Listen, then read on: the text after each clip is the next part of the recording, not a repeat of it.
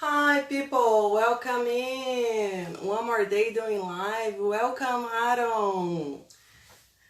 Come in here, come in there, come in there. Let's enjoy the music. Come in people.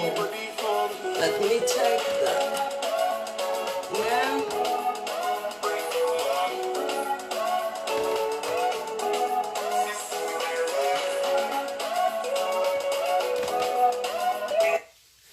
Hi people. So today we're gonna do a live in English with so special person. Aaron Akinyemi. Oh, it's hard name, yeah. Hi, Aaron. So he's a journalist of BBC TV show. He's writer, producer, and he loves traveling. So welcome, Aaron. Welcome, everybody. Thank you to be here. Let me call you. Yeah.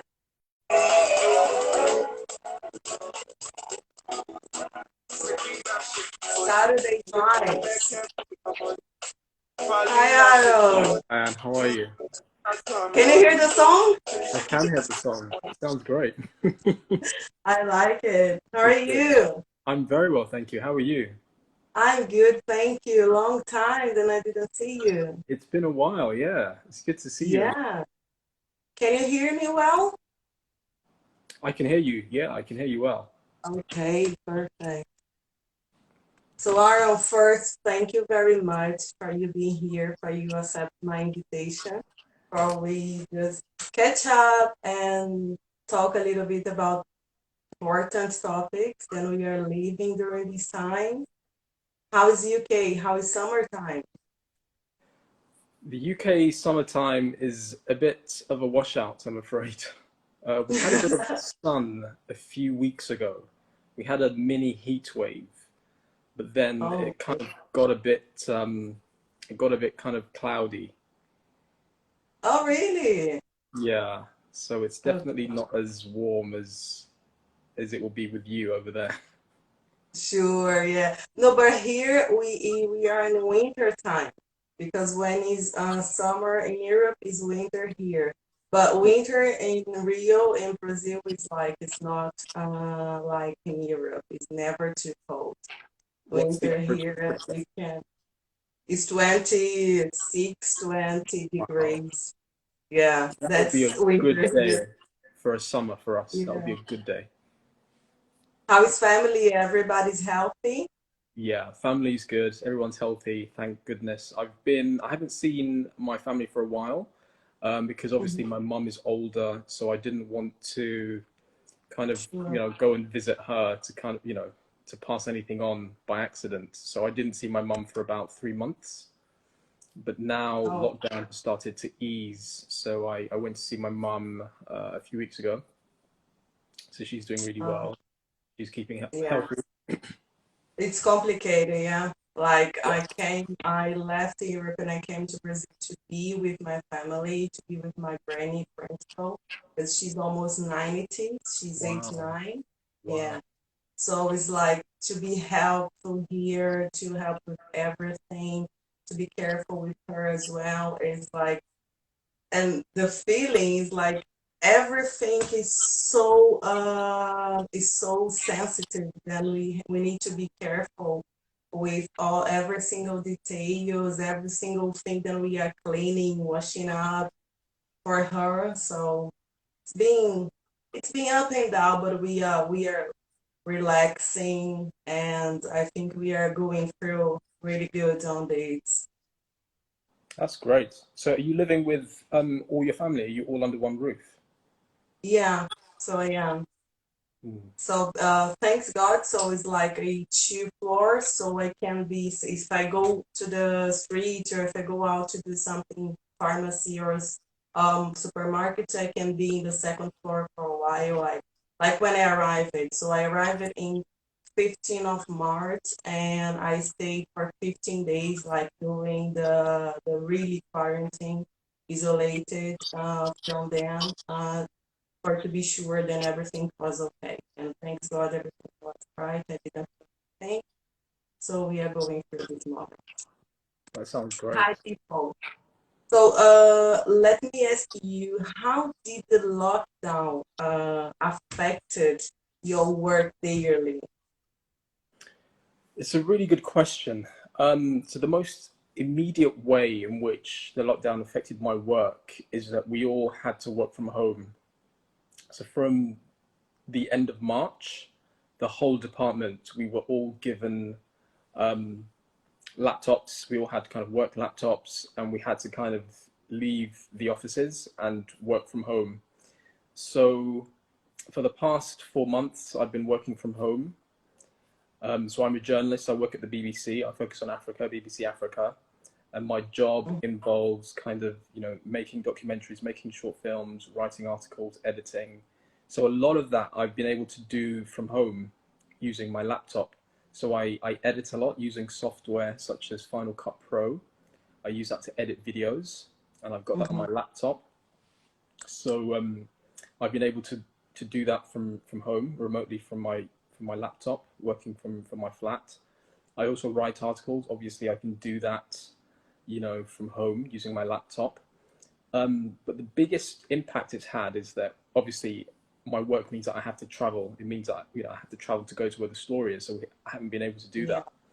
that. I've been kind of locked down in my flat. And in terms of interviewing people, obviously being a journalist, we need to kind of meet people, go out and talk to people.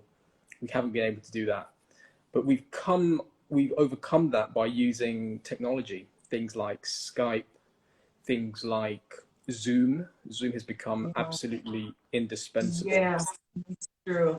Yeah. I mean, I never used Zoom before this Me pandemic. neither. Yeah. Like it got so complicated to use in the beginning, but then like I realized then Zoom is much better than the other ones. Yeah, I mean, I didn't know how to use Zoom before, but under this lockdown, it's become absolutely indispensable. We use it for our morning editorial meetings every morning to kind of keep in touch you know, with each other, with our team, and we use it to kind of find out the editorial agenda, what's happening. Someone's asking if you're. Yeah, I am Brasilia, yeah.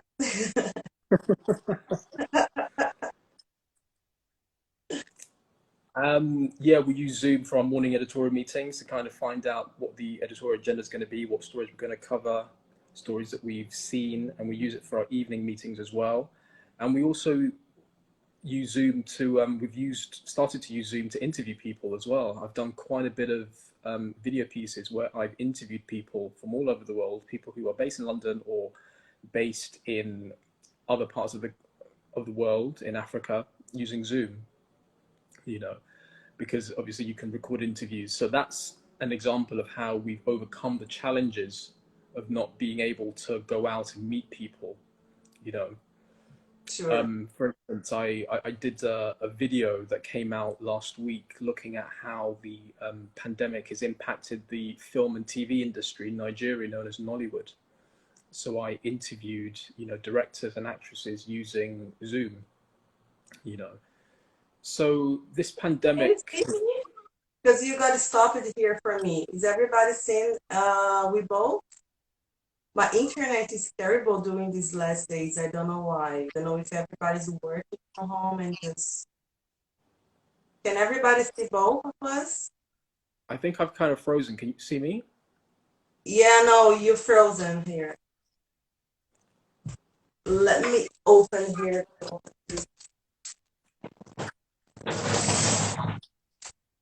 You got frozen. Can you see me? I'm gonna try and restart.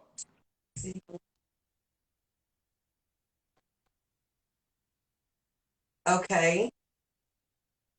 So, hi, people. I'm still here. Let me invite him again.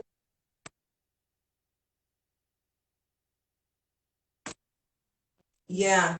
So we have this problem. I had this problem in UK as well because here in Brazil, I'm feeling these last days the internet is not very well, but in UK, their internet sometimes doesn't work very well as well. Yeah, Yeah, I had this problem there also. yeah. I've been having issues as well with my internet, with my phone Yeah, connection. perfect. So go Right. ahead. I did hear you everything. You just got to stop it, but I was hearing you. I think everybody as well. So if it's okay, just do a like there and say it's okay, people. We are going to talk about how things are in Brazil during the live. Yeah, I am in Brazil. So go ahead, Aaron, please. Yeah, so I was saying, Zoom has become indispensable for our work. You know, we use it to interview people. So it's kind of it's had a positive impact, you know, it's kind of showing us what's possible, you know, even though we're not Yeah. able to go out and meet people and interview people face to face, the technology is there to enable us to carry out Yeah. interviews. It was so crazy, like everybody, it was quick because the pandemic, it wasn't, nobody was expecting. So everybody has to start doing everything online so quick. And everybody has to be changing. So yeah, so thanks for Zoom as well and Instagram. So I was the one that I usually never use it to expose on Instagram, and now I'm doing many different slides. So, Yeah. Aaron, what's the infection rate in the UK? So there are about 288,000 confirmed cases of COVID-19 in the UK, and out of that, there are about 245, just under 245 deaths. Wow. Yeah, so the UK has been quite badly hit. There's been lots of criticism um, directed towards the government, the way that the government has handled the crisis, because it Mm. took a lot of time before the government took active measures to reduce infection rates. You know, people were calling for lockdown immediately, but there wasn't a lockdown. You know, people were saying that there should be contact tracing so that if people are kind of infected, they can kind of trace who infected them and who has been infected. There wasn't any of that. So people are saying that lots of deaths could have been prevented if the government took action a lot earlier. But Sure. yeah, the UK was pretty bad, but we have kind of flattened the curve. There's been a reduction in the amount of new infections. Mm-hmm. But now lockdown has eased, so people can go out. As of 4th of July, non-essential businesses have opened up. So places like hairdressers, barbers, retail stores have opened up.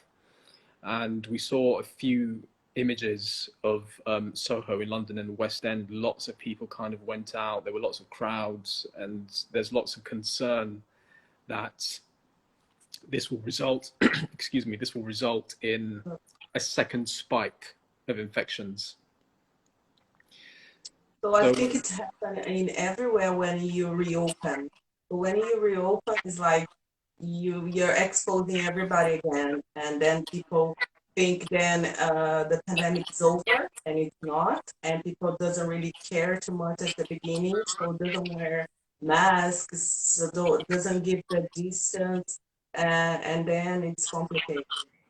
absolutely. I mean, where I live, even during lockdown, it was hard to even think that there was a lockdown going on because there were lots of people going about their daily business as if nothing was wrong, you know. But there have been a few measures that sort of the government has kind of enacted to reduce infection rates. So in public transport now, it's mandatory to wear masks.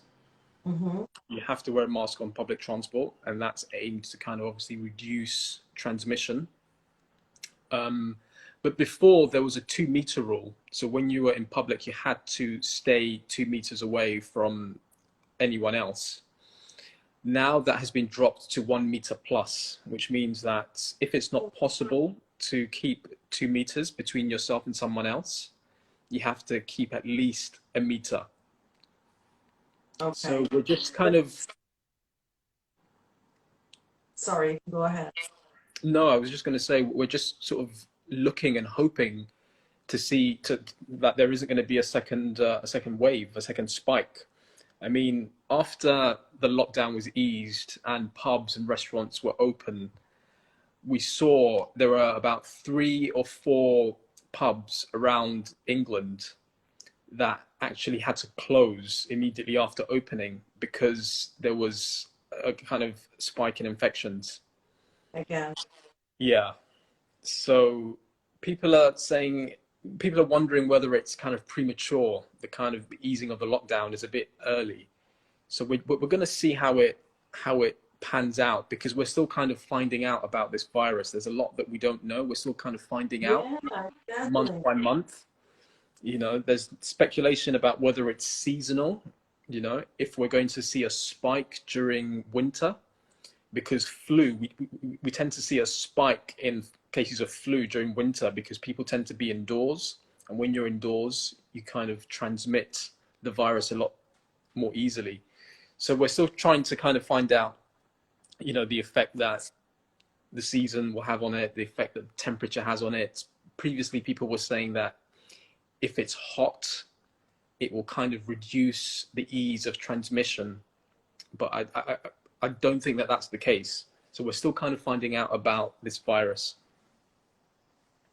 Yeah, my feelings, it's like just if the vaccine should be really ready to everybody, we're gonna have really this stop, or maybe not stop, but we're gonna have a break for that.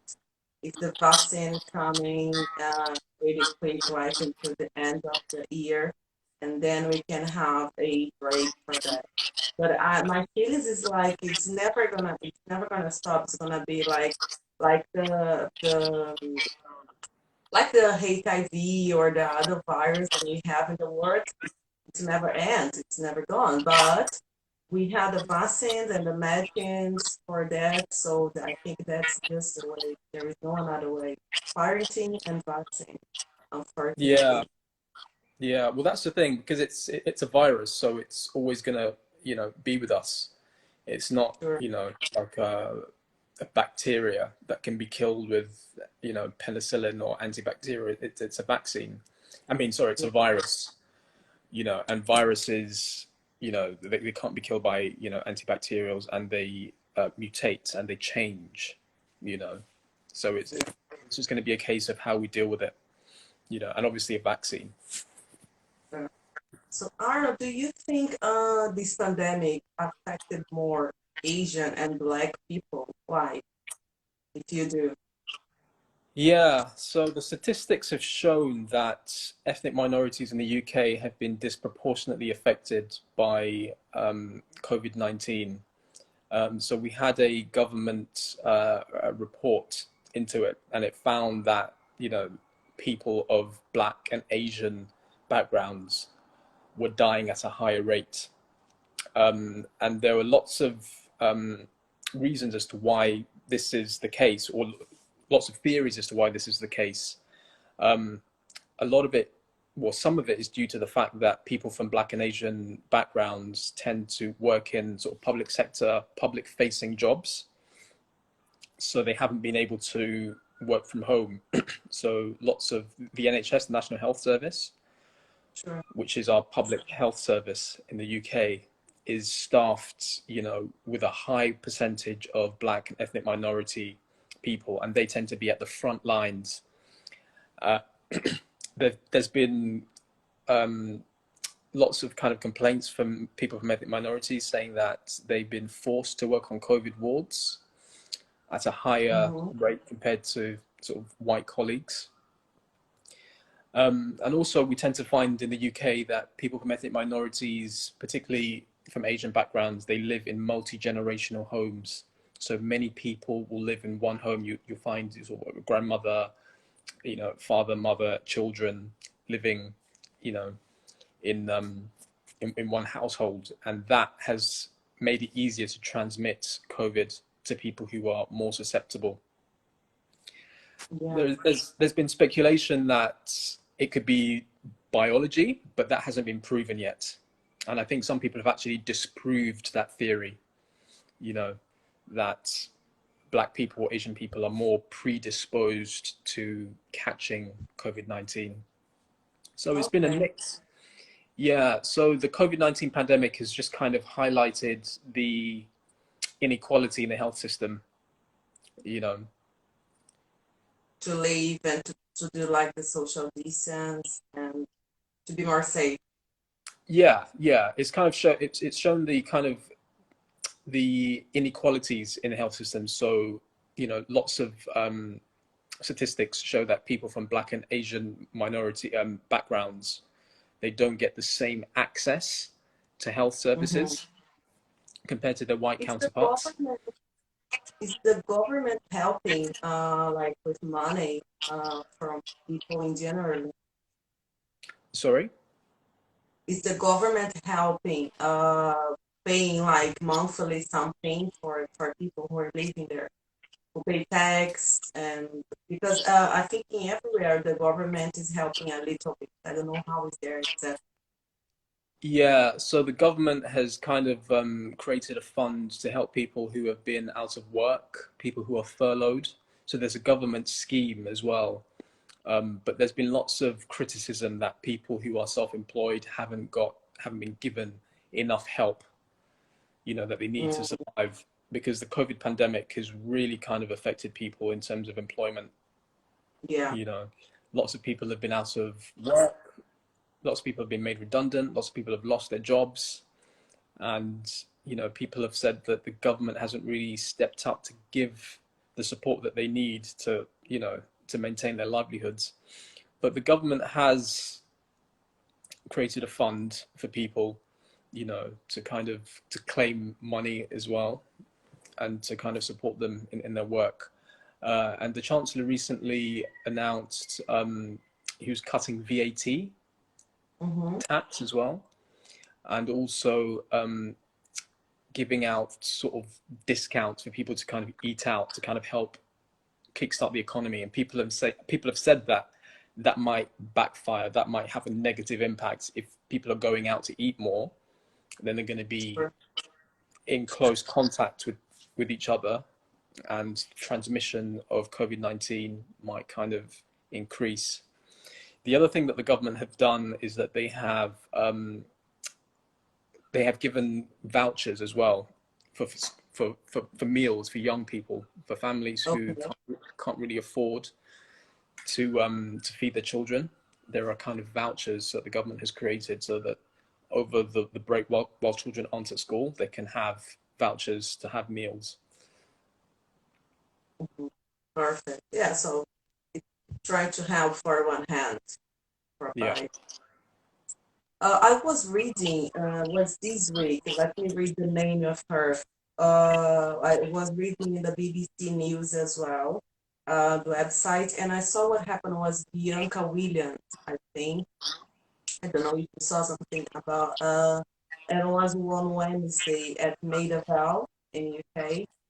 Then she had like a problem with the police about the racism as well, because it's so common in summertime. Maybe it's now different because of the pandemic, but it's so common. We both know in UK the summertime people go out a lot and go out with expensive and beautiful cars. And also we have many black people who are who had good life there in UK, and they go out with good cars. And she's famous, she's athletic, and she was with a Mercedes car, and she had this kind of racism as well. So not just happening this moment, the pandemic, it's so bad time and complicated.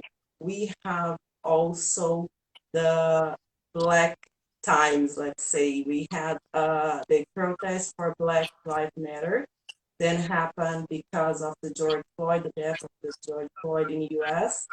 And so it's starting like a new beginning around the world. Yeah. So how was that, and how was this impacted in UK in London, for instance?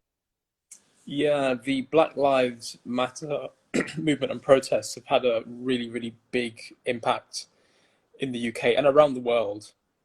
I think I read Yeah. somewhere that there were protests in all 50 states in the United States, and in something like 30 different countries. So it's the biggest civil rights movement in history. I think when the video came out of emerged of George Floyd being killed by the police officer, it was so graphic because we saw every minute of those 8 minutes that he was under the kneel of that police officer. It was so graphic, and it really outraged people. It really put a spotlight on institutional racism in the UK, and it hit a nerve. You know, it's not the first time. There have been so many other kind of similar killings that have happened in the United States, and killings in the UK as well. It's not just an American problem. But the fact that it was just so graphic, it was a cumulative effect, and it kind of sparked this big movement. You know, so we've had lots of protests, you know, in the UK. There were protests outside the American embassy. There were protests loads of crowds kind of descended around the American embassy, and they kind of protested, and they walked over the bridge to Parliament and protested in front of Parliament, calling for an end to institutionalized racism, you know. And it's kind of led to lots of soul searching. You know, I can't think of any other kind of protest that has had this impact. It's led to lots of companies having to deal with their own kind of shortcomings and failings when it comes to institutional racism. Lots of high profile people in the UK have spoken out about their, you know, experiences of institutionalized racism. Even within the BBC, you know, senior management have held sessions where staff, you know, come together and kind of air their experiences and talk about their experiences of institutionalized racism, you know, within the UK. And lots of companies have kind of committed to doing better. They've kind of committed to examining how they've fallen short of equality, you know. So lots of organizations, you know, across the board, whether it's media, they've kind of had to, you know, look within themselves and find out what their shortcomings are and find out how they can, you know, bridge that gap, you know, and make things equal. So I think it's a big moment in the UK, I think. And I'm hopeful that it will have some kind of positive impact going forwards. Yeah, finally, Yeah, after a long absolutely. time. Yeah, absolutely. I mean, we've seen protests. I mean, I have friends all over the world, and they've kind of shown me protests. You know, there've been protests in Iceland where I'm sure there aren't that many black people. It's just kind of, there's been a big kind of surge, Equality. yeah, of support. I mean, I went to a protest on one of the days, and it was really empowering to see so many people come together. So many people from different backgrounds, you know, not just black people. You know, we're all kind of united in calling for change, you know, calling for equality. You know, there were lots of white people, lots of white allies. And I think one of the big differences this kind of recent Black Lives Matter movement has had, one of the big differences is that lots of white people are kind of, you know, engaging in very difficult conversations. They're realizing their role in institutionalized racism, because white supremacy, you know, it benefits white people. So white people have to acknowledge the role that they play, you know, and they have to, you know, be part of the solution. You know, it's not an issue for ethnic minorities, it's an issue for everyone. And that was what was so great about the protests, because, you know, we saw everyone come together to protest and demand change. It was empowering, it was beautiful. I felt very proud of London. London is a really diverse melting pot. You know, I always say that I feel that I'm in the nexus of the universe, at the middle of the universe in London, because the whole world is here. And that's one of the things It's that makes true. London such a brilliant and vibrant capital. You know, there's no other place like London, you know, because it's so diverse, it's so multicultural. And we saw people from all different backgrounds come together during the protests to unite, Yeah. because it's Many not just, immigrants living together, sorry. many immigrants living together. So it's multicultural, like you said. Yeah. Yeah, And it's the time absolutely. to stop it. It's Yeah, time for people realize then we are not the color of our skin. We are like our better person like this. So we are if you are a good person, if you have a good character, so that's the most important thing. It's not because if you are black, white, red, pink, blue, doesn't really matter. So what's matter is if you do the right things, and it's more than time for we be like multicultural around the world with different countries together, uh, and being like I felt the same like such powerful protest because we didn't see just like you said, we didn't see just black people. We saw like white, we saw Asian, we saw people from everywhere doing this protest. absolutely. Absolutely. I felt very proud to be a Londoner. I felt very proud of London, seeing everyone kind of come together. I mean, London is not this kind of perfect place. It's a great city, but it's not perfect. There is lots of kind of institutionalized racism, but it was really great to see people from all different backgrounds come together to kind of fight this. But also, what we also saw far right racist groups, who kind of converged to kind of have their own march, you know. But even through that, Okay. we saw some positives. We saw some positives that kind of came out of that. Yeah. There was one of the kind of racist protesters, was injured, and there was a black man who kind of carried him on his shoulder to kind of save him, and that image kind of went viral. So there was even some positivity, in the midst of all of that. And the other thing that's happened is that there were lots of statues, of Ah, sure.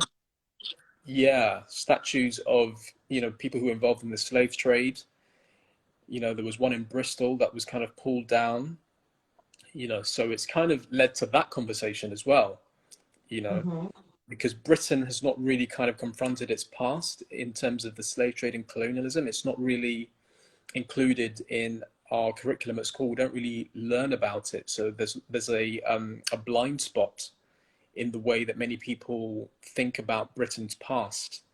So the protests have also kind of brought that, to the table, to the forefront. We're kind of talking about these issues, you know, Mm-hmm. which I think is a good thing. Yeah, absolutely. Yeah, it is. It's like in Brazil, we had a case after, I think was a month after the George Floyd case as well, with a boy. He calls Miguel. He's deaf because was like the housekeeper was working in the house and the boss, the owner of the house, she was white, but she like didn't have a patient with the boy, and he came through to the elevator because he wanted to see the mom or something that, and she didn't have patience to say no, stop, stay there, and she just pressed the buttons of the elevator and left him over there. And then he came to the ninth floor and he jumped it. So he died. And it was like a second protest here as well because he was black and she didn't have a patient because he was the son of the housekeeper. And if he was the son of friends or someone important, it might not happen. Mm. But because of the son of the housekeeper, so it was the second protest, and we had here in Brazil as well. We also had the Black Lives Matter, and the university was doing protests and talking about. We also had like social media, like you said. It became like an important thing to say and to talk about in social media. So we had in the big TV show also here in Brazil, talking with black journalists talking together about cases and of racism and they could might suffer with. And so talking about and telling people how important is talk about that because it's like Slavery was many, many years, centuries ago, and we need to change our mind. Like, we are people. Doesn't matter the color of the skin. We are people. We need to be respected by each other. And if we respect one another, I think though everybody's gonna live better and the world's gonna live better. It doesn't matter if you are from UK, you are from Africa, I'm Brazilian, Portuguese, or America, doesn't really matter. So yeah, Mm. it was it's a new time now, and also it's a new time to talk about in Brazil because we usually say here there are no white people in Brazil, like no original white, because Mm. we are here a mix of everybody around the world. So our story is we started from with Europeans, so we have a lot of European live and in our past, like grandfathers. We are Mm. almost Brazil, like let's say 80 or 50 Brazilian percent. We are half Mm. European and half Brazilian because we had our grand family from Europe. We have in the beginning Portuguese, people from Netherlands, the Queens of UK, England as well, from Germany. So we are mixed of everybody, and each was still a point to like in the past to stop here. Racist was really hard here as well in the past, and now it's become year by year it's changed. So it's Mm. about change our minds and change our heart, and then Yeah. go forward. I think. Yeah. I was in Brazil a few years ago. So I went to Rio, and I have some friends in Sao Paulo who I stayed with. And when I was, yeah, so Rique is saying it's a very racist country. When I was in Yes. Sao Paulo, I stayed with some friends of mine, and one of my friends, his partner's father, used to be the mayor of Rio, and his mother is a sociology professor and criminology professor. So we had very kind of, and they're sort of, white Brazilians, but they are very kind of anti-racist. They're very kind of against, they kind of campaigned against the military government in the 70s or 80s, I believe. And, they've done lots of work and research into, the deaths of black people, in the favelas, because the police force in Brazil, they kill just thousands of black people, and I had conversations, with, Afro-Brazilians when I was there, in Sao Paulo, people who my friend's parents connected me to, and they said that they felt kind of a bit invisible on the global stage, you know, because we don't really hear much about the experiences of black Brazilians, even though it's the second biggest black population in the world, but we Yeah. don't really hear that much in the West. And, there is a kind of a growing voice, of kind of black Brazilians who are kind of challenging institutionalized racism, in Brazil, and I think we need to hear more about that. You know, I, I Absolutely. I wanted to kind of make a documentary, and I still do, because I've been fascinated by Brazil for for many years. It's a really kind of fascinating country and culture. I went to Salvador as well, Yeah. which There are many black people in has Salvador really North. Yeah. there are, yeah. Salvador is kind of like the spiritual epicenter of Afro-Brazilian kind of culture and history, and it was incredible to go there. I I think, if I'm not wrong, sorry, I think I'm not, if I'm not wrong, the most population in Salvador in Bahia are African, originally from Africa. Yeah, yeah, Yeah. and there's a big kind And of Euro. I heard that with a African client when I were in UK as well. So he Sorry. said, "Oh, you were Brazilian." When I was showing like a flash, and "Oh, you were Brazilian. I've been in Salvador. Do you know them there? It's the most population of the community and African community." I said, "Oh, really? Thank you to let me know." Yeah, yeah. I mean, I've been fascinated by the way, that, like the influences, the African influences in Bahia, particularly the Yoruba influence, which is where I'm from in Nigeria. And when I went there, it was incredible. The food, the music, the language, the religion. Candomblé. It's heavily influenced by African Yoruba traditions, and it felt really familiar. It was quite powerful. So I'm fascinated by that link, and I think we should Yeah, kind of like yeah, strengthen those links. go for it.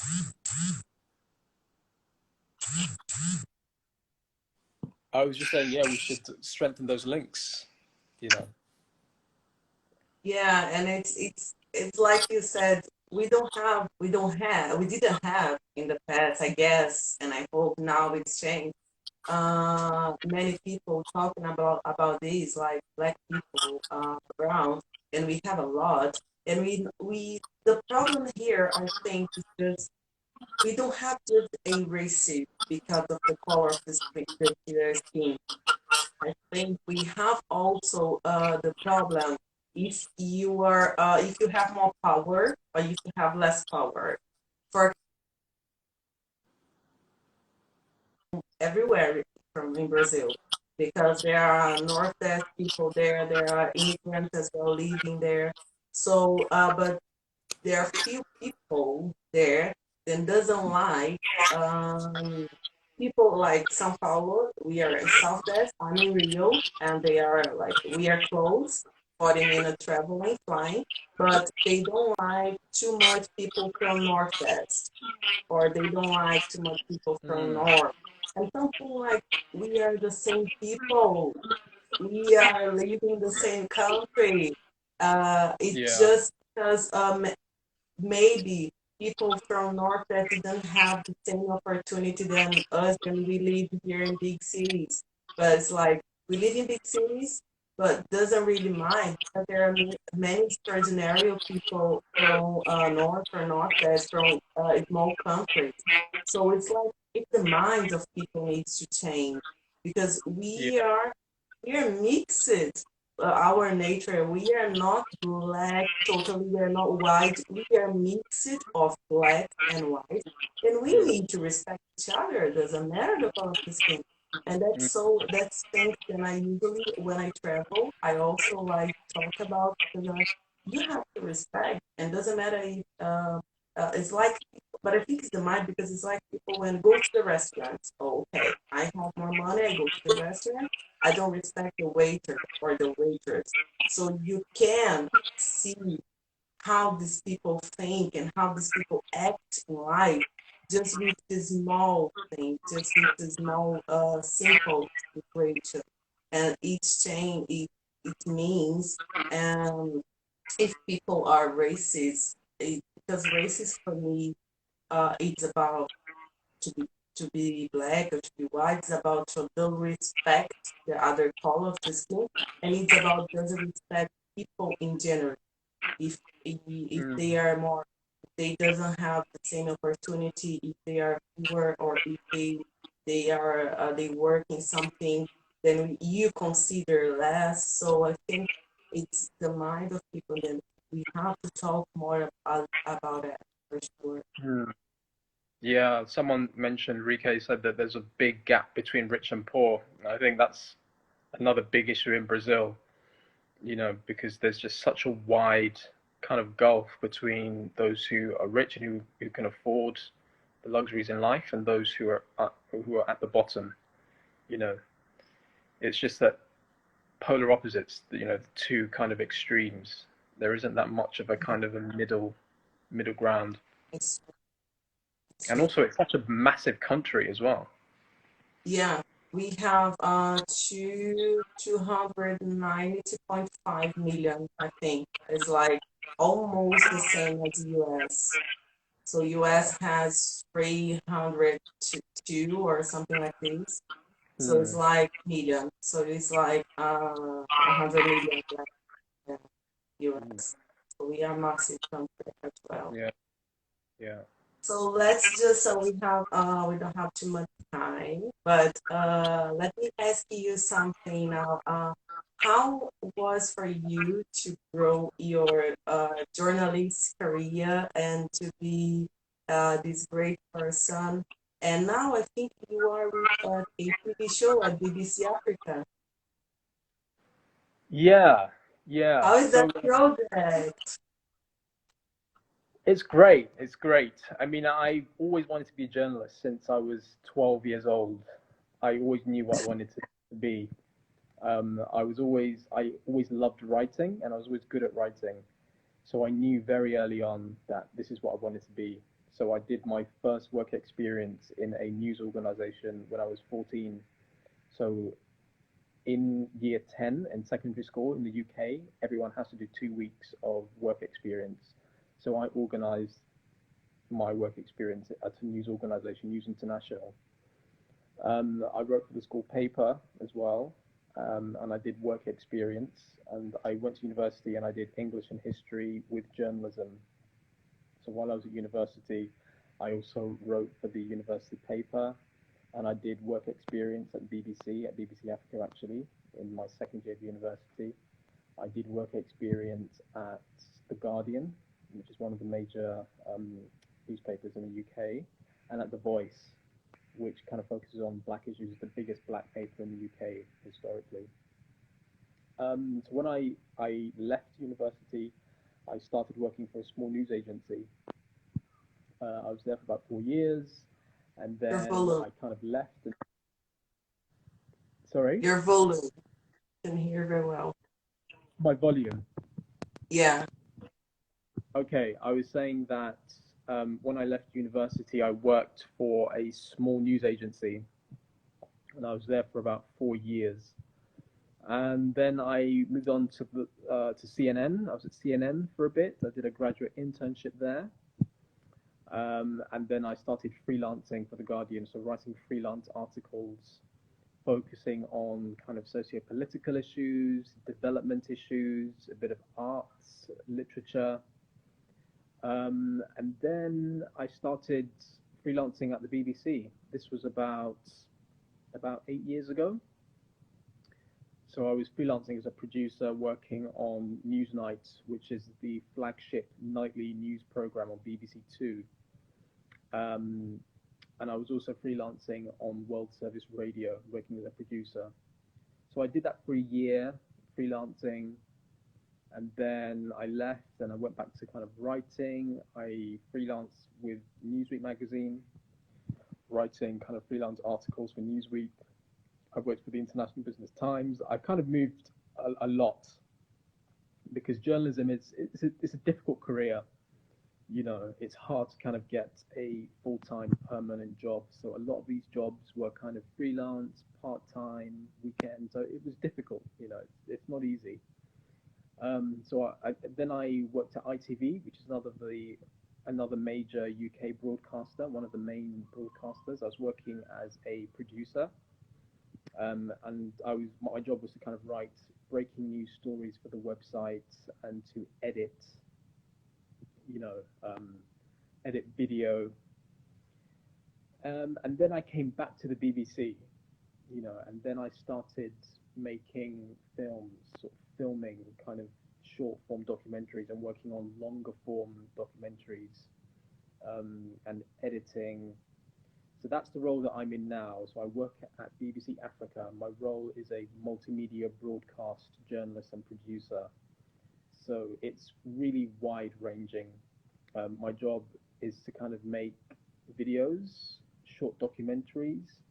My job is also to kind of write articles. So I focus on Africa. Um, I also occasionally present on TV as well. So I present sometimes. Sometimes I do radio. So it's quite wide and varied. You know, that's why I like this role because it's not just focused on one thing. Even though I love writing and writing is my first love, I also love telling stories you know, in different mediums. You know, I like the visual medium. I like kind of filming and editing and bringing a story to life, you know, and being kind of creative in the way that you tell a story, you know. So it's really it's one of my passions. You know, I'm really passionate about kind of telling important stories, educating the audience, telling the African story as well.